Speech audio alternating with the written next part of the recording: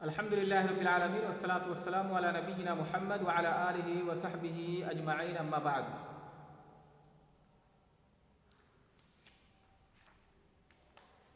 کل کا محاضرہ جو ختم ہوا تھا وہ یہاں تک ہم پڑھ چکے تھے، وَقَدْ بَيَّنْتُ عَقِبَ كُلِّ حَدِيثٍ مَنْ أَخْرَجَهُ مِنَ الْأَئِمَّةِ لِإِرَادَةِ نُصْحِ الْأُمَّةِ، یہاں تک بات ہو چکی تھی، اور آج شروع کرتے ہیں یہاں سے۔ حافظ ابن حجر رحمہ اللہ فرماتے ہیں فالمراد بالسبعۃ احمد والبخاری ومسلم وابو داؤد والترمذی والنسائی وابن ماجہ، کہ حافظ ابن حجر رحمہ اللہ اپنی اس کتاب کے اندر جہاں پر کہیں گے اخرجہ السبعہ، تو سبعہ سے یہ 7 ائمہ کرام مراد ہوتے ہیں۔ احمد یعنی احمد بن حنبل الشیبانی المروزی رحمہ اللہ، جن کی کتاب مسند ہے، مسند امام احمد جسے کہا جاتا ہے، امام اہل السنہ، جن کی کنیت ابو عبداللہ ہے اور ان کی وفات 241 ہجری ہے۔ دوسرے ہیں بخاری، جن کی کنیت ہے ابو عبداللہ، نام ہے محمد بن اسماعیل، جن کی کتاب صحیح بخاری ہم سب جانتے ہیں، اور ان کی وفات ہے 256 ہجری۔ اسی طرح سے تیسرے ہیں امام مسلم رحمہ اللہ، جن کی کنیت ہے ابو الحسین اور نام ہے مسلم بن حجاج۔ ان کی کتاب کے بارے میں ہم جانتے ہیں، صحیح مسلم کے نام سے ان کی کتاب مشہور ہے، اور ان کی وفات ہے 241 ہجری۔ ابو داؤد، یہ جن کی کتاب سنن ہے، سنن ابی داؤد، نام ان کا ہے سلیمان بن اشعث السجستانی، اور ان کی وفات ہے 275 ہجری۔ اسی طرح سے الترمذی، ترمذی سے مراد ہیں امام ابو عیسیٰ محمد بن عیسیٰ الترمذی، جن کی کتاب جامع ترمذی ہے، اور ان کی وفات ہے 279 ہجری، 279۔ النسائی، النسائی اس سے مراد ہیں امام ابو عبد الرحمن احمد بن شعیب النسائی، جن کی کتاب سنن نسائی ہے،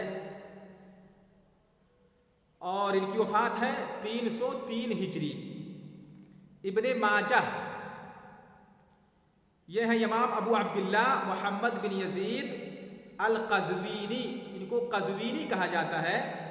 محمد بن یزید بن عبداللہ بن ماجہ، تو ان کے دادا یعنی پردادا میں ماجہ نامی تھے، انہی کی طرف نسبت کرتے ہوئے ان کو ابن ماجہ کہا جاتا ہے، اسی سے یہ مشہور ہیں، اور ان کا نام ہے محمد بن یزید، کنیت ہے ابو عبداللہ۔ ان کو قزوینی کہا جاتا ہے کیونکہ یہ شہر قزوین کے رہنے والے تھے۔ قزوین ایک شہر ہے، اسی کی طرف نسبت کرتے ہوئے ان کو قزوینی کہا جاتا ہے۔ ان کی وفات 273 ہجری یا 275 ہجری ہے۔ اور یہاں پر ایک بات جان لیں، ابن ماجہ جب بھی اس کو لکھا جاتا ہے، جیسے ہم پڑھتے ہیں ابن ماجہ، تو لکھنے میں بھی اس کو ایسے ہی ہاں کے ساتھ لکھا جاتا ہے، ایسا نہیں ہے کہ یہ ماجتہ آخر میں بولتا ہے اور پڑھتے ہوئے یا یہاں پر اس کو ساکن کرتے ہوئے اس کو ہاں سے بدل دیا جاتا ہے، ایسا نہیں ہے، بلکہ یہ آخر میں ہاں ہی ہے۔ جب بھی اس کو لکھیں گے تو ابن ماجہ ہی لکھا جائے گا، آخر میں ہاں ہے نہ کہ تا، یہ چیز واضح رہے آپ لوگوں کے لیے۔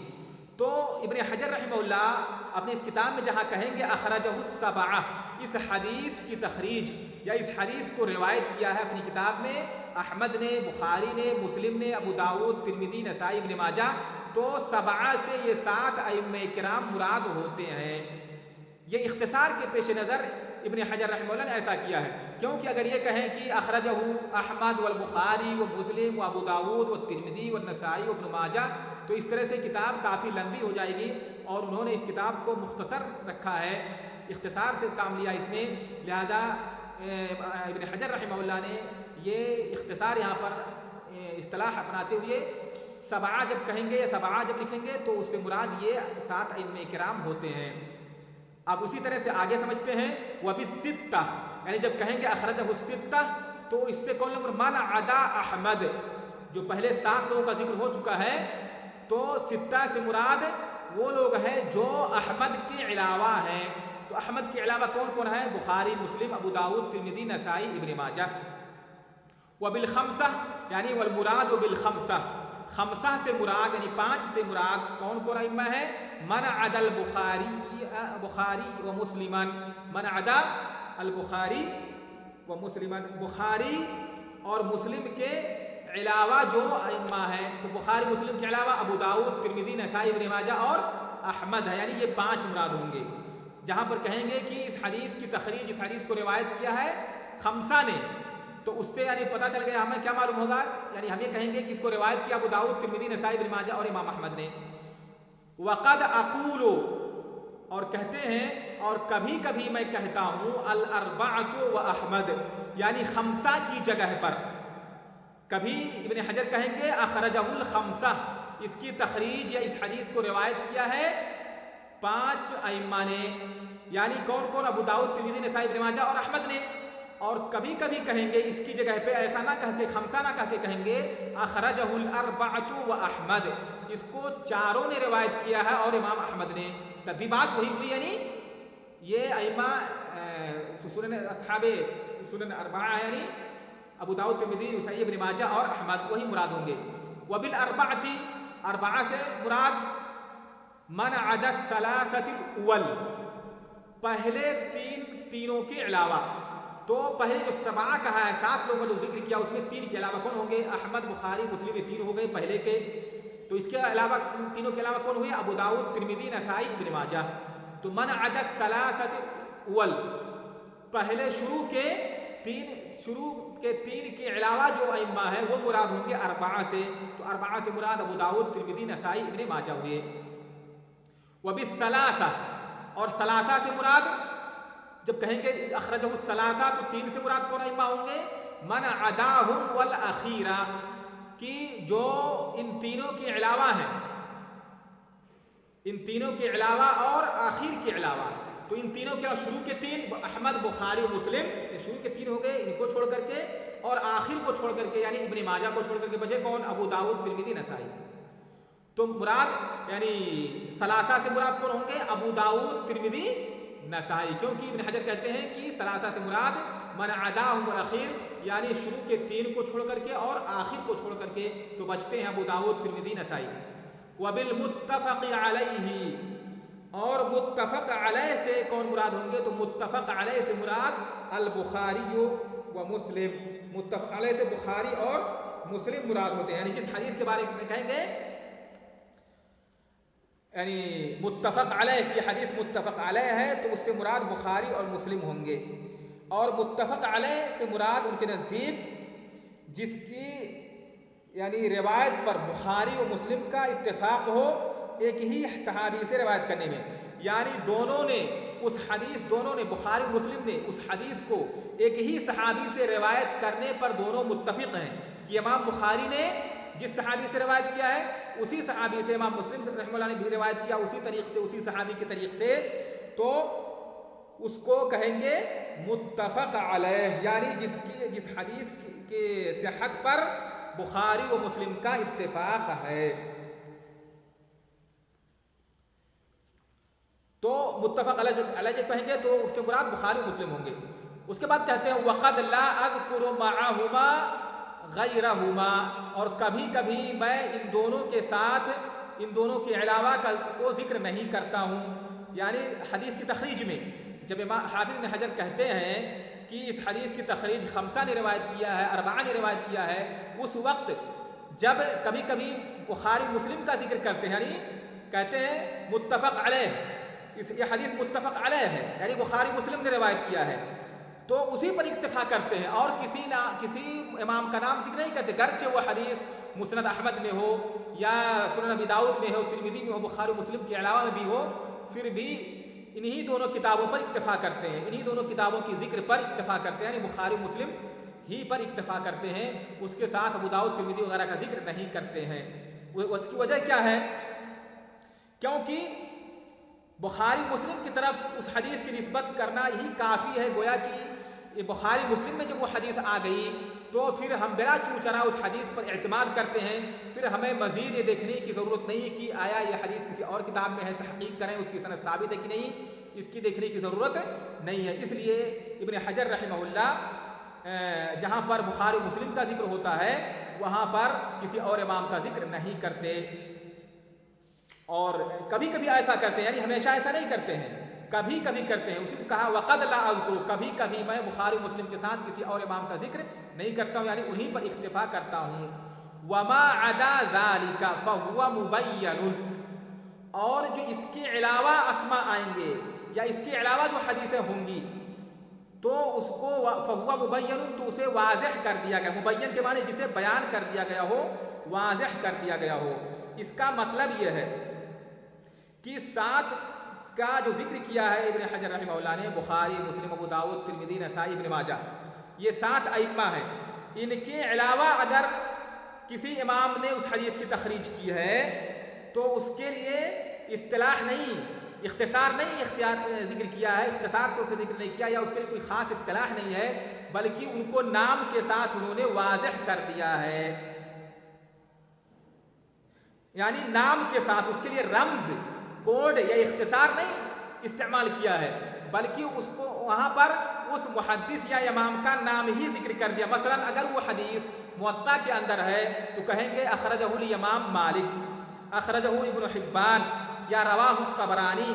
یا رواہ الحاکم البیہقی، یا رواہ مالک ابن حبان الطبرانی، اس طرح سے وہاں پر ان ائمہ کا نام ذکر کرتے ہیں، اس کے لیے اختصار یا کوڈ یا رمز استعمال نہیں کیا ہے۔ یہی مطلب ہے یہاں پر وما عدا ذلك فهو مبین۔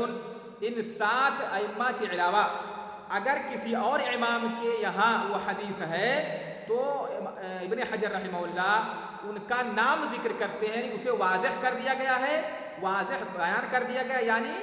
ان کا نام وہاں پر لے لیا گیا ہے، ان کا نام ذکر کیا گیا ہے، اس کے لیے کوڈ یا رمز استعمال نہیں کیا گیا ہے۔ اس کے بعد فرماتے ہیں وَسَمَّيْتُهُ بلوغ المرام من ادلۃ الاحکام، وسمیتہ بلوغ المرام من ادلۃ الاحکام،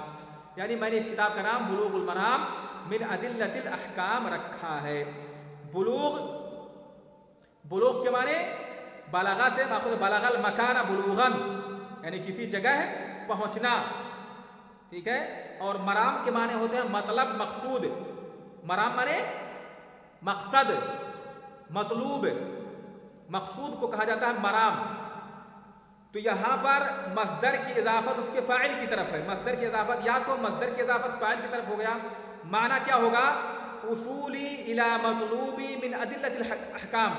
میرا احکام کے دلائل میں سے جو میرا مقصود ہے اس تک میرا پہنچنا۔ کیا معنی ہوگا؟ احکام کی جو دلیلیں ہیں، شرعی احکام، مثلا کوئی چیز کون سی چیز واجب ہے، کون سی چیز حرام ہے، فلاں چیز واجب ہے، فلاں چیز حرام ہے، فلاں مستحب ہے، فلاں سنت ہے، یا فلاں مکروہ ہے، یہ صحیح ہے، یہ باطل ہے، یہ فاسد ہے،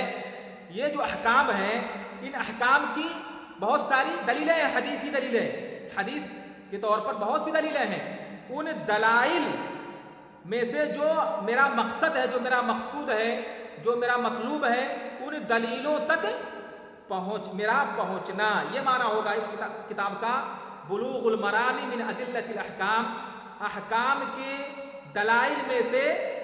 مقصود و مطلوب دلائل تک پہنچنا۔ اور اگر مصدر کی اضافت مفعول کی طرف مانیں گے تو معنی ہوگا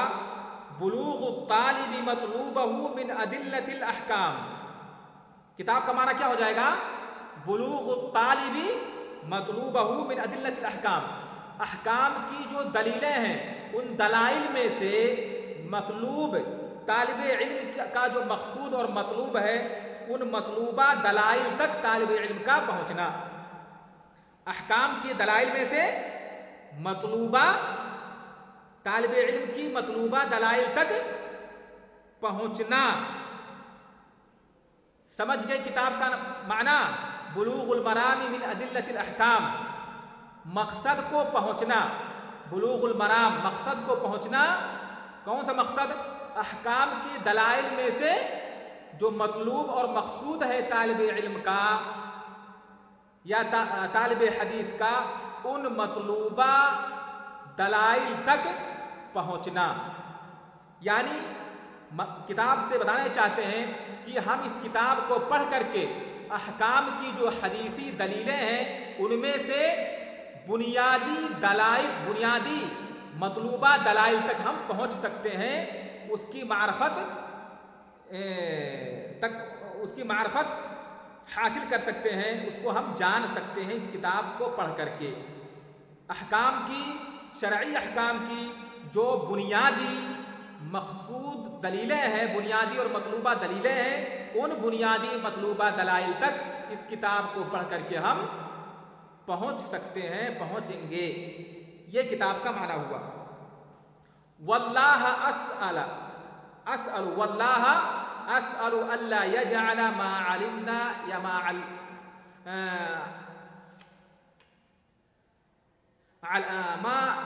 علمنا علینا وبالا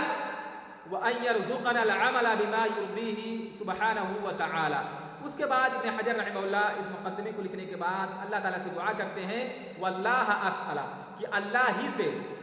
جیسے ہم پڑھتے ہیں ایاک نعبد، کہ اللہ ہم تیری ہی عبادت کرتے ہیں، تو یہاں پر یہ جو ہے حصر کا معنی پیدا کرنے کے لیے مفعول بہ کو پہلے لایا گیا ہے، واللہ اسأل، کہ اللہ ہی سے میں سوال کرتا ہوں، اللہ یجعل ما علمنا یا ما علمنا، کہ اللہ رب العالمین نے ہمیں جو کچھ علم سکھایا ہے اسے ہمارے اوپر وبال نہ بنائے، اسے ہمارے اوپر مصیبت نہ بنا دے، اور علم، جو کچھ ہم علم حاصل کرتے ہیں ہمارے لیے وبال جان کب بن جاتا ہے کہ جب کہ کوئی شخص علم دین حاصل کرے لیکن اس کے مطابق عمل نہ کرے۔ تو اس کے لیے دعا کرتے ہیں کہ اللہ رب العالمین ہمارے لیے اس علم کو، جو احادیثیں ہم پڑھیں، جو علم اللہ تعالیٰ ہمیں عطا کرے، جو سکھائے یا ہم سیکھیں، ہمارے اوپر اسے وبال نہ بنا دے، یعنی ہمیں عمل کی توفیق دے۔ اس لیے دعا کیا وَأَن يَرْزُقَنَا الْعَمَلَ بِمَا يُرْضِيهِ، اور اللہ رب العالمین ہمیں توفیق دے ایسے عمل کی جو عمل اللہ رب العالمین کو راضی اور خوش کرے۔ تو اللہ رب العالمین اس علم کو ہمارے لیے وبال نہ بنائے، یعنی اس علم کا بھرپور ہمیں فائدہ پہنچائے، علم کے مطابق ہمیں عمل کی توفیق دے، اور ایسے عمل کی توفیق دے، ان چیزوں پر عمل کرنے کی توفیق دے جن کے ذریعہ اللہ رب العالمین راضی اور خوش ہوتا ہے، جن اعمال سے اللہ تعالیٰ راضی اور خوش ہوتا ہے۔ آمین، تقبل یا رب العالمین۔ آج کا درس یہیں پر ختم کرتے ہیں، ویڈیو بھی آج کی کافی لمبی ہو گئی ہے، پھر ملیں گے اگلی ویڈیو میں انشاءاللہ آپ لوگوں سے۔ السلام علیکم ورحمۃ اللہ وبرکاتہ۔